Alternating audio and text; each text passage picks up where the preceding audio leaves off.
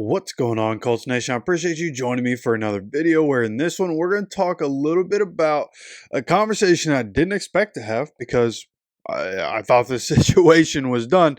But boy, getting sparked back up in a big way over there in Cincinnati. Of course, we're talking about Trey Henderson. If you enjoy this content, make sure you hit the like button. Make sure you're subscribed with notifications on so you continue to get notified anytime we drop any content on this channel. But as we get into this one, talking about Trey Henderson, and it just seemed like there's no way they're going to trade him. It just felt like they got to a point where they were working on it. At least that's what it seemed like from the outside, was that, yeah, they are going to figure this out. Trey Henderson not going to get traded. At the end of the day, they're going to find a way to make it work. Their cap is going to be screwed for years to come, but they're going to find a way to make it work. And then there were some comments by Mike Brown's daughter, who is apparently running the organization right now. And this is a pretty lengthy quote, but I do want to read it for you guys just in case you may not have heard this somewhere else. And this is real. This is a real quote by somebody who is currently acting as an owner and the leader of a franchise. Quote, "I think he should be happy at certain rates that maybe he doesn't think he'd be happy at. I think some of it is on him to be happy at some point, and if he's not, that's what holds it up sometimes. So, it takes him to say yes to something, and also we have all the respect in the world for him. He's been a great player. We're happy to have him, and so maybe we'll find a way to get something to work.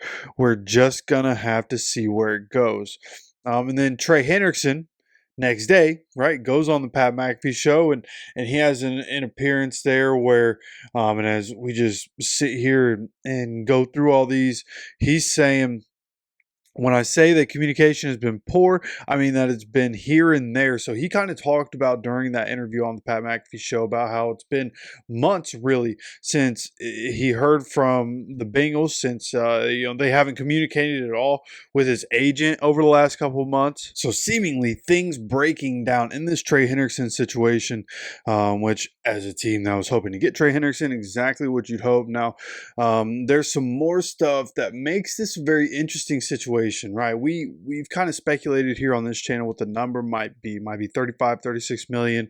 Kind of talked about how he's not trying to be highest paid, but of course that was just an educated guess. But he came out and said that. He said, he's been asking for a long-term contract with guaranteed money, and started doing that 3 years ago. And so that it was confusing to read what he read, talking about those comments from Blackburn, the acting owner of the Bengals.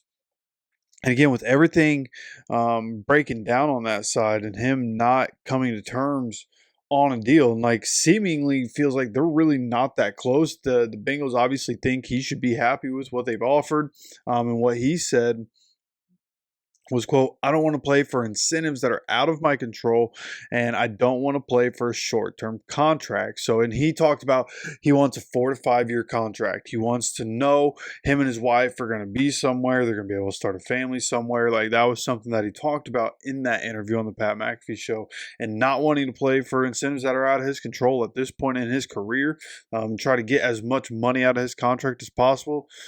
Can't really argue with that. He just led the league in sacks.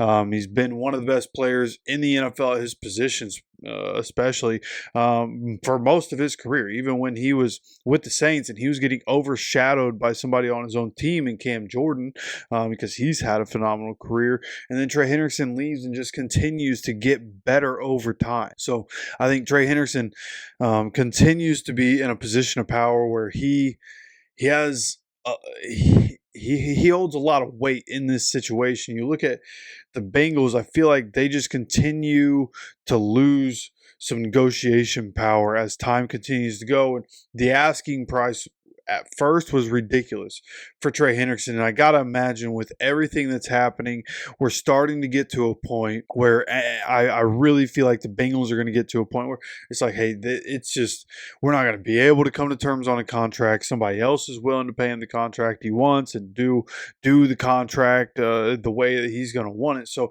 let's just get what we can. and get out of here, right? And I think that's going to be the best option for them going forward. There's no way with the contracts that they have, Joe Burrow and the receivers, there's no way they're trying to lock in a 30-year-old defensive end for another 4 to 5 years on the numbers that they're all going to want.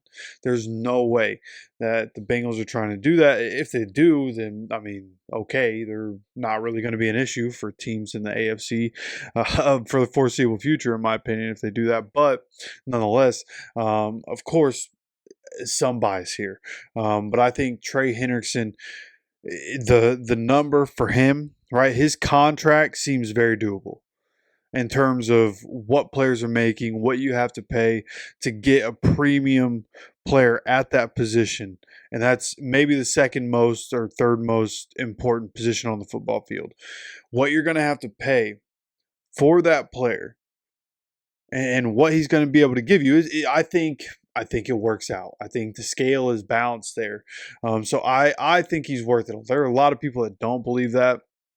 But because he's 30 years old and what you're going to have to pay him, I don't think it's that much of an issue. I think he's somebody who clearly is going to be able to come in and still be able to produce. And I think he's somebody that, again, as long as you're not giving up like a king's ransom in terms of draft capital, I think it's a move that you could definitely make, right? Like if the Colts can keep their first round pick this year and end up drafting, a tight end in the first round, and now you go and get Trey Hendrickson, and whether you're giving up, a second or a third, whatever it might be, you're probably still going to have to give up a decent amount. But because of the contract you're giving them, that should take some of the trade value away, which is what happens for most of these star players. So at the end of the day, man, it's like, who cares what the Bengals are asking for? Like if you're in the comments saying, "Oh, the Bengals are asking for 2," it doesn't matter what a team is asking for, to be completely honest.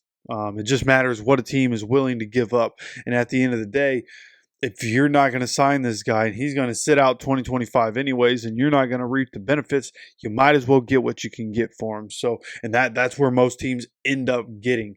They just don't usually do so much publicly and say so much publicly to get themselves to that position.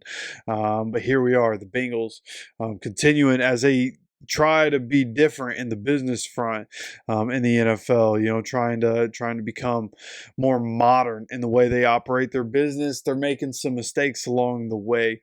Trey Hendrickson going to be a valuable lesson for this Bengals organization as they continue to go forward. And again, with Lou Anarumo, I feel like we still got to be one of the favorites to be able to bring him in. So who knows if it'll end up happening.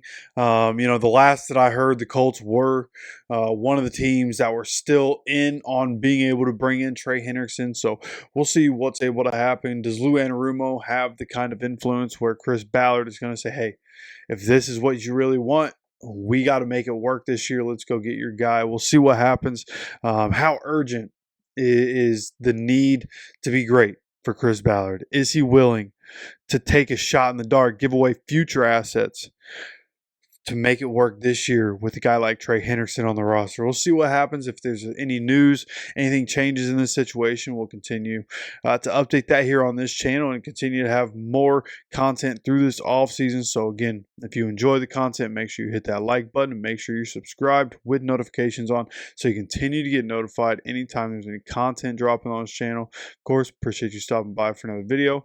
As always, take care of yourself, take care of each other, and go Colts.